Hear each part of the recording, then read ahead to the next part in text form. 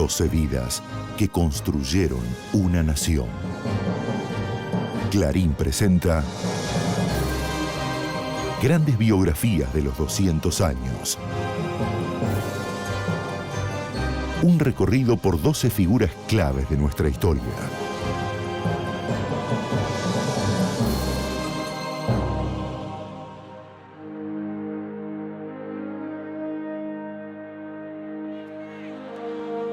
El 10 de diciembre de 1983, una multitud saluda al paso del presidente Raúl Alfonsín.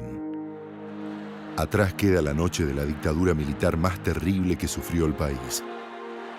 Cientos de miles de ciudadanos agitan las banderas de la esperanza por la recuperación de la democracia. Condujo una transición democrática extremadamente difícil que solo él en ese momento pudo haber conducido. Sentó las bases del Estado de Derecho en Argentina. Si algo hay que destacar en Raúl Alfonsín tiene que ver con su sentido ético de la política, de manera tal que se pueda vivir con dignidad. Y no se puede vivir con dignidad si no hay libertad e igualdad.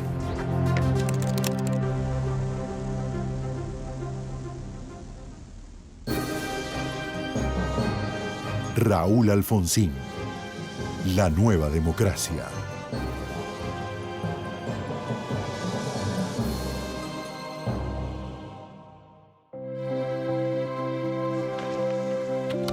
Raúl Ricardo Alfonsín nació en la localidad bonaerense de Chascomús el 12 de marzo de 1927.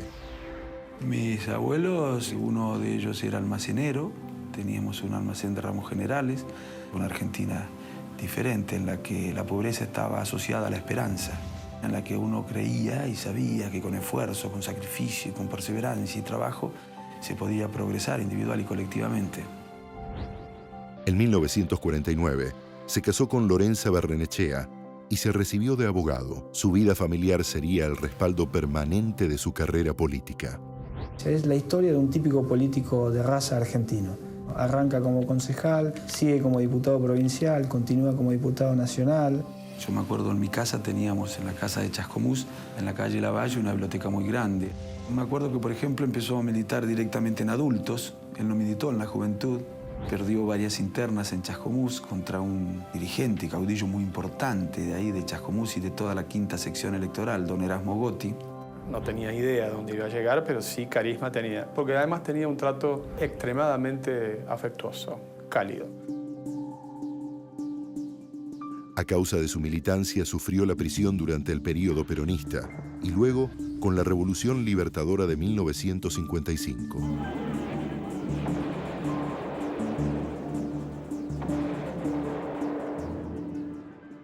Alfonsín, siendo muy joven, participó en ese rechazo inicial al gobierno de la Libertadora. En 1957, Alfonsín se alineó con Balbín frente a la división entre los partidarios de Frondizi y del mismo Balbín. Sin embargo, mantuvo su rechazo frente a los grupos conservadores del partido. Él forma parte de la Unión Cívica Radical del Pueblo, que es una división de la Unión Cívica Radical en la década del 50. Nosotros éramos críticos de un partido que era más bien una maquinaria electoral. Cuando no hay elecciones es un partido que está anquilosado, no sabe cómo responder. El 28 de junio de 1966, un golpe militar dirigido por el general Juan Carlos Onganía derrocó al presidente Arturo Illia. Raúl Alfonsín era presidente del Comité de la Provincia de Buenos Aires. Él era diputado nacional. Cuando se había producido el golpe de Onganía que derrocó a Arturo Illia, se prohibió la actividad política, se incautaron incluso los bienes de los partidos políticos. Pero Alfonsín fue uno de los pocos dirigentes con cierta trascendencia que intentó darle una dinámica a la Unión Cívica Radical de lucha, de confrontación contra la dictadura militar.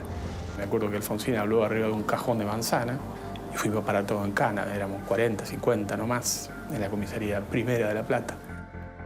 Después del gobierno de Illia ya disputó por la presidencia del partido a nivel nacional.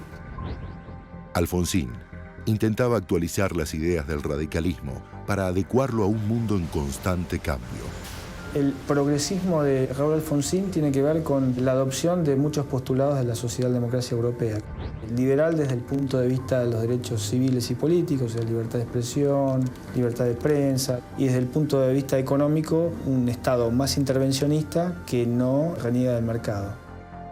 Si hay algo en lo cual él ponía énfasis y hacía hincapié permanentemente era en el tema del pensamiento socialdemócrata moderno, le agregaba él, donde se entendía que el conflicto este-oeste era un falso conflicto, que era mucho más cercano y vinculado al conflicto norte-sur de los países altamente desarrollados con los países en vías de desarrollo, y que la socialdemocracia que nosotros teníamos que hacer estaba desvinculada por un lado del capitalismo más salvaje, más virulento, pero también estaba desvinculado del denominado socialismo real, cuya experiencia había enamorado a muchos sectores juveniles en la Argentina en su momento. Él consideraba que la Unión Cívica Radical tenía que dar un vuelco en su estrategia para llegar al poder, transformar al radicalismo en un partido ganador y que le va a disputar el campo popular al justicialismo. En 1971 comenzó a recibir el apoyo de la recién formada Junta Coordinadora Radical. Era una agrupación de la juventud que reunía distintos dirigentes y que tuvieron un rol muy importante en todo lo que fue la construcción de aquel movimiento de renovación y cambio que luego logró recuperar vocación de poder y conectar al partido con las grandes mayorías. La Junta Coordinadora Nacional de la Juventud Radical se generó sobre la base de grupos radicales que estábamos dispersos en todo el país, que intentábamos coordinar una lucha en contra del gobierno militar. Nos estructuramos en frentes de trabajo, el frente sindical, el frente social, el frente universitario, que era con la franja morada, y el frente político le denominábamos a los que hacían la tarea partidaria interna. Allí estaba el vínculo muy fuerte con Raúl Alfonsín. Alfonsín participó de la Hora del Pueblo, un intento multipartidario para reclamar el regreso de la democracia. La Hora del Pueblo significó un intento de terminar con falsas antinomias cuando había un enemigo común. Allí hubo un esfuerzo conjunto de todas las fuerzas políticas que habían comprendido que los antagonismos entre el radicalismo y el peronismo y otras fuerzas políticas irreconciliables, irreductibles, habían conspirado contra la posibilidad de estabilizar la democracia. Eran tiempos de inestabilidad social y violencia política. En el momento de mayor efervescencia, no solo argentina, sino latinoamericana, se consideraba que la lucha armada era una manera de acceder al poder. Alfonsín dice que no, la democracia es el camino. Y ahí uno ve una cierta línea de continuidad en su pensamiento. Y la idea de la dignidad del hombre nos aleja de cualquier actitud extrema o violenta. No somos de los que creemos que para pelear por las víctimas de la injusticia hay que generar nuevas víctimas. Además sabíamos que era imposible, aún desde un punto de vista pragmático, que por allí viniera la solución a los problemas de los argentinos. Durante los gobiernos de Cámpora y Perón, Alfonsín cumplió un destacado papel como legislador y obtuvo un creciente apoyo dentro del partido. La casa natal de Raúl Alfonsín en la localidad bonaerense de Chascomús será convertida en un museo. En la vivienda de estilo colonial situada en la esquina de las calles Mitre y Kramer se instalará la biblioteca del exmandatario, que cuenta con 9.000 volúmenes.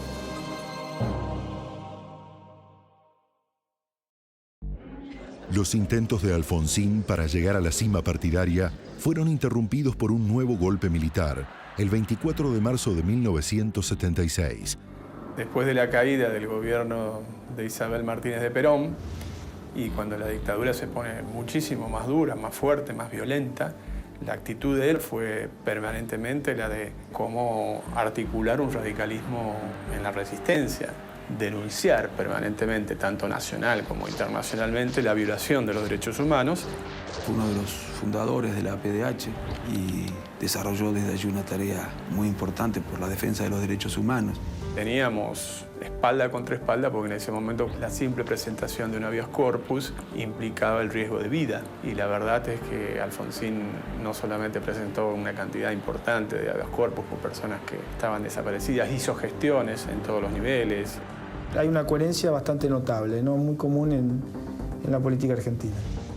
Alfonsín enfrentó públicamente a la dictadura en momentos cruciales. Si quieren venir, que vengan, les presentaremos batalla. Fue uno de los únicos, si no el único político que advirtió en un momento en el que una emoción nacionalista se apoderaba de la mayoría de los argentinos, que era una locura.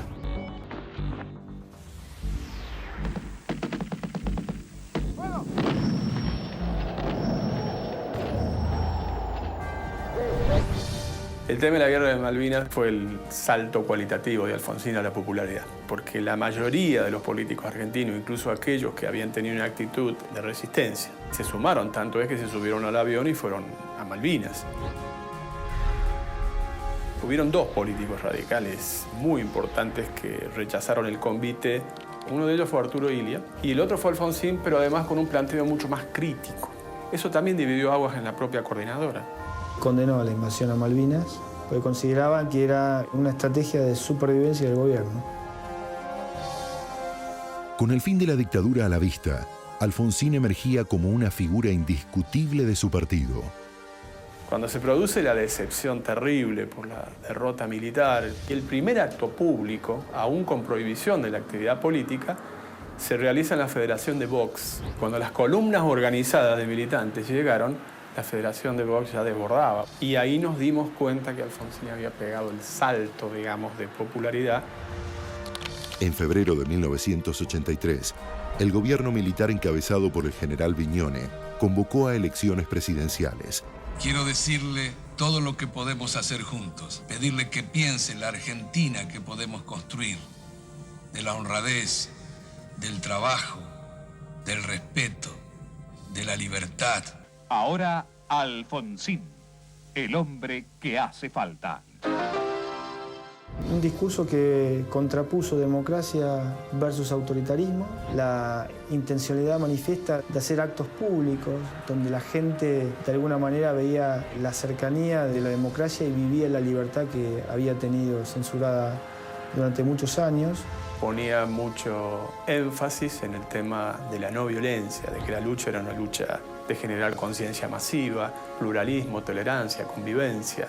Parte de su discurso central era bajemos un poco la bandera de todos los partidos para poner por encima la celeste y blanca. Alfonsín creía que era posible ganar al justicialismo en la medida en que demostráramos que nosotros no solamente éramos el partido de las instituciones, de la República, del diálogo, sino también el partido de la justicia social. Con la democracia se come, con la democracia se educa, con la democracia se cura. Que nos dejen de manejar minorías agresivas, totalitarias, inescrupulosas, que por falta de votos buscan las botas para manejar al pueblo argentino. El 30 de octubre de 1983, la fórmula Raúl Alfonsín-Víctor Martínez se impuso al binomio peronista formado por Ítalo Luder y Deolindo Vittel. La enorme responsabilidad de asegurar la democracia y el respeto por la dignidad del hombre en la tierra argentina.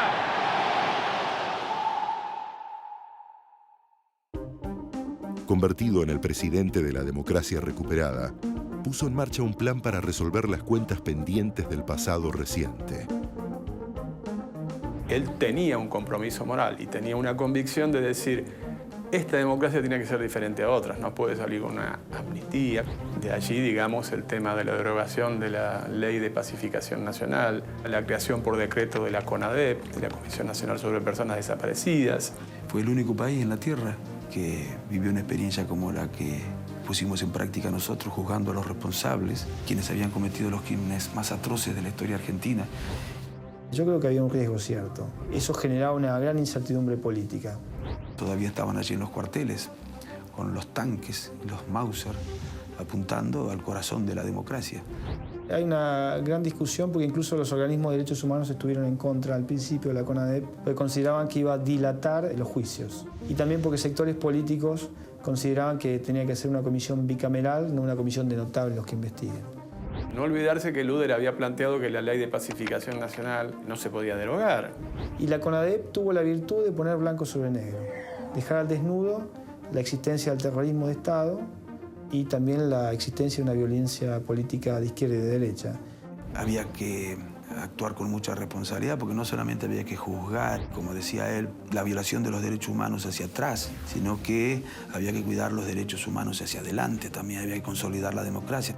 Quiero utilizar una frase que no me pertenece, porque pertenece ya a todo el pueblo argentino. Señores jueces, nunca más.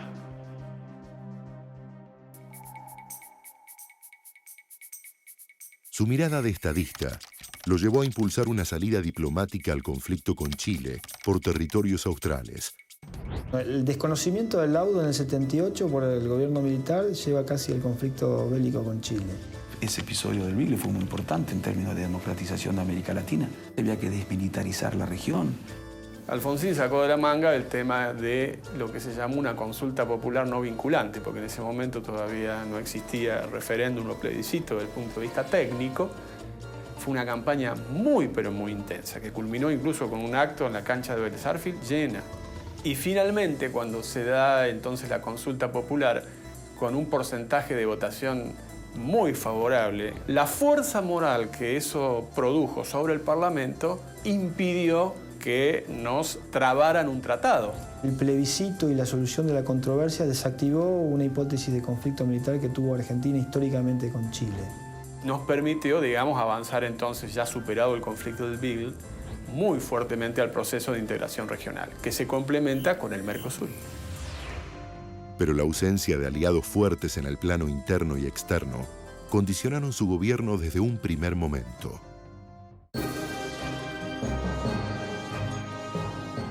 En todo el territorio nacional, pocos sitios recuerdan su paso por la presidencia. 2 plazas llevan su nombre, una en Villa Zagala, partido de San Martín, y otra en la localidad de Pacheco, ambas en la provincia de Buenos Aires.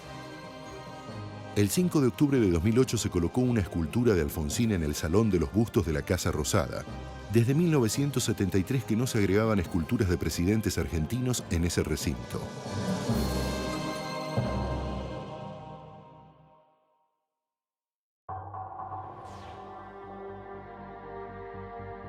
Pese a los avances institucionales, el gobierno de Alfonsín heredó una enorme deuda externa y altísimas tasas de inflación condicionaron su desarrollo.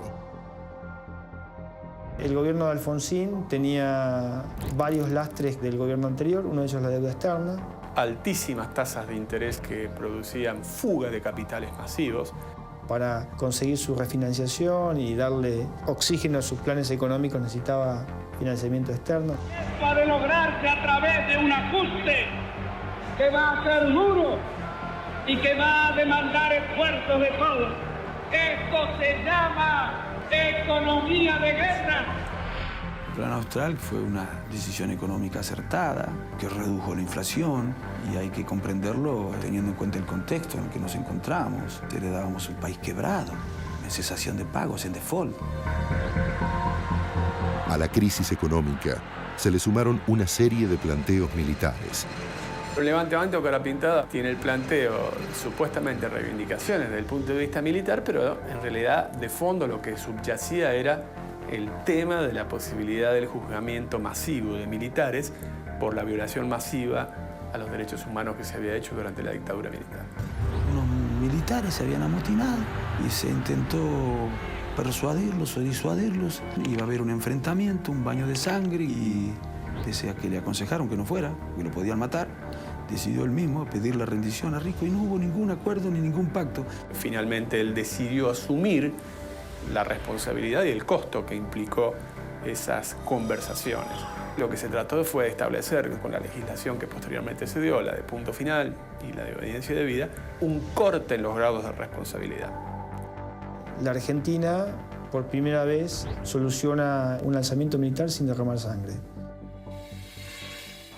¡Felices Pascuas!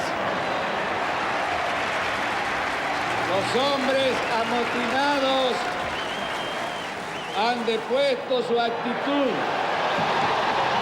La casa está en orden.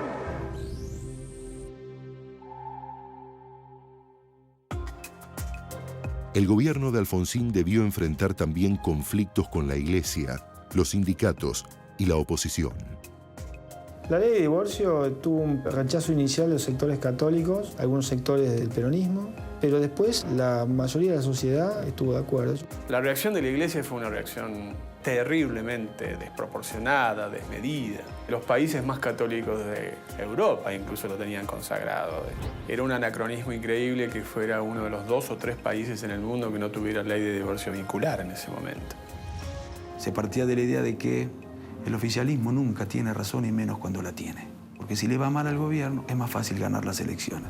El resultado de una gestión es producto de la relación entre oficialismo y oposición, entendidas ambas en un sentido amplio. El primer paro se hizo en septiembre del 84, a menos de un año de la Asunción.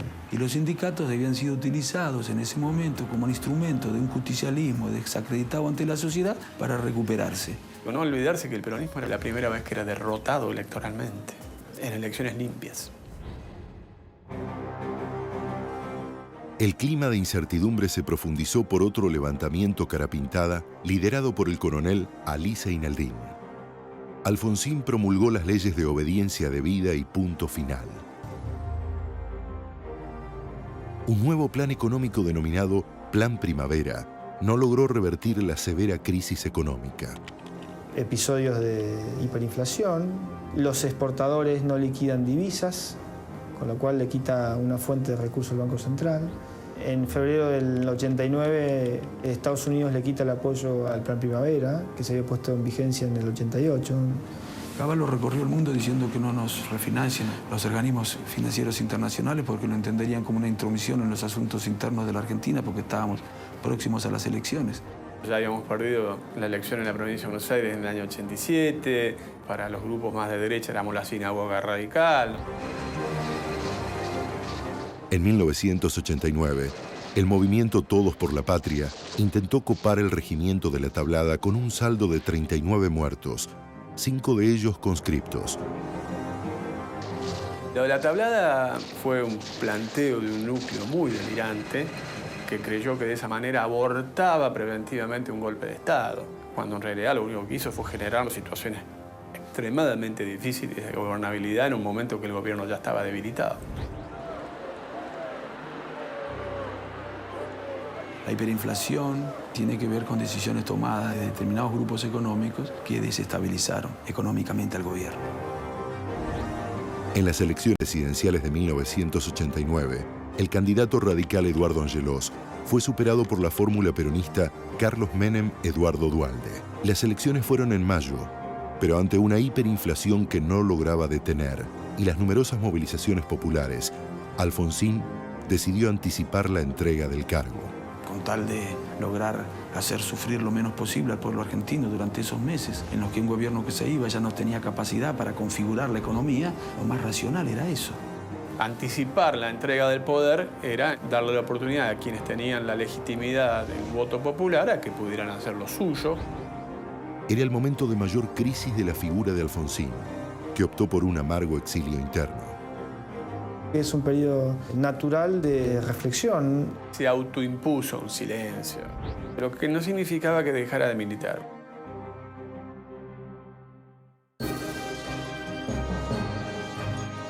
Raúl Alfonsín fue honrado con el título de doctor honoris causa de 14 universidades de todo el mundo y recibió medallas de honor y condecoraciones de Venezuela, Colombia, España, Perú, Alemania, Japón, Brasil, Italia y Chile. En junio de 2008 fue declarado ciudadano ilustre de la provincia de Buenos Aires.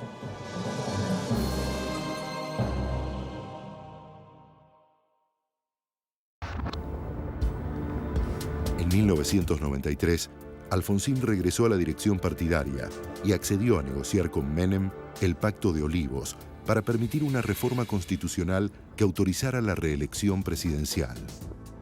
Con total buena fe, él creyó que con el Pacto de Olivos conseguía la modernización de la Constitución, introduciendo la jefatura de gabinete, el Consejo de la Magistratura. Y por otro lado, la incorporación de los tratados internacionales con carácter de rango constitucional, lo cual incrementaba la cantidad de derechos que tenemos todos nosotros. Desde la debilidad, habiendo perdido elección, impusimos condiciones a quienes estaban en la relación de fuerza superior. Lo único que querían modificar era la reelección y además introducir una serie de ideas neoliberales en la Constitución. Eso nos hizo perder credibilidad ante la opinión pública, que es cuando empieza la diáspora radical. El frepaso nace ahí, nace otra fuerza política. Para mí el Pacto de Olivos, aún hoy, Lo evalúo como un grave error. Prudentemente, Alfonsín dejó la escena visible de la política y dedicó esfuerzos a las relaciones internacionales y a tejer nuevas alianzas. En la alianza, Alfonsín intentó recrear una fuerza de centro-izquierda progresista para vencer a Menem. Él tuvo una reunión con Chacho y Graciela y allí decidió dar el visto bueno a la alianza. Era la posibilidad de que el radicalismo saliera de ser una fuerza marginal y por eso también se constituyó el Instituto Programático de la Alianza, el IPA, que tenía como objetivo dotar de contenido a ese gobierno de la Alianza. Y quienes iban a tener responsabilidad de gobernar, si ganábamos las elecciones, se distanciaron del IPA. El 24 de octubre de 1999, la fórmula de la Rúa Álvarez ganó las elecciones presidenciales. El resultado electoral devolvió a Alfonsín a la arena política. La relación de Alfonsín con De la Rúa siempre fue difícil porque se provenía de espacios políticos extremadamente distintos dentro del partido. Él pedía el ingreso a la Internacional Socialista, que estaba anclado en un papel del Estado mucho más activo, un fuerte cuestionamiento al denominado consenso de Washington, que era en ese momento el credo predominante. Cuando lo incorporan a Cavallo, hubo dos tipos de reacciones frente a eso. Los de quienes creían que había que distanciarse, separarse, y la de quienes creían que había que recuperar el gobierno que había elegido la sociedad para que hiciera lo que nos habíamos comprometido a hacer. Y él estaba entre estos últimos. En octubre de 2001, Raúl Alfonsín fue elegido senador nacional por la provincia de Buenos Aires. 2 meses después, al no poder frenar el estallido social, el presidente de la Rúa renuncia a su cargo.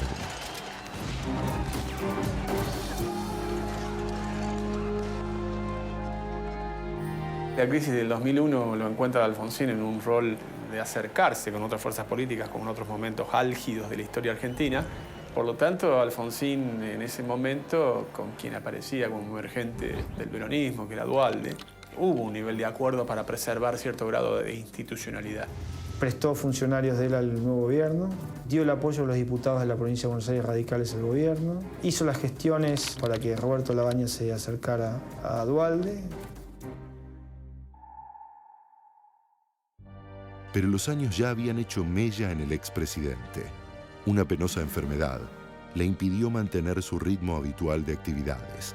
Se lo homenajea en vida al presidente que inició el periodo más largo de la democracia en la Argentina. El gobierno de Cristina Kirchner quiso homenajear en vida al presidente Alfonsín, que ya está muy enfermo. Nosotros ya sabíamos que la salud de Alfonsín se deterioraba día a día y que era irreversible. Raúl Ricardo Alfonsín falleció el 31 de marzo de 2009, a los 82 años de edad. Una multitud espontánea aplaudió a su cortejo fúnebre y entierro para despedir al primer presidente de la democracia recuperada. Vi gente de distinta condición social. También vi gente que no era radical. Se rescataba la buena política, basada en principios, basada en una vida que testimoniara una vocación y sin corrupción.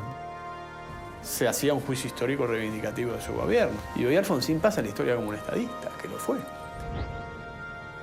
La figura de Raúl Ricardo Alfonsín quedará para siempre ligada a la recuperación de las instituciones y a la democracia.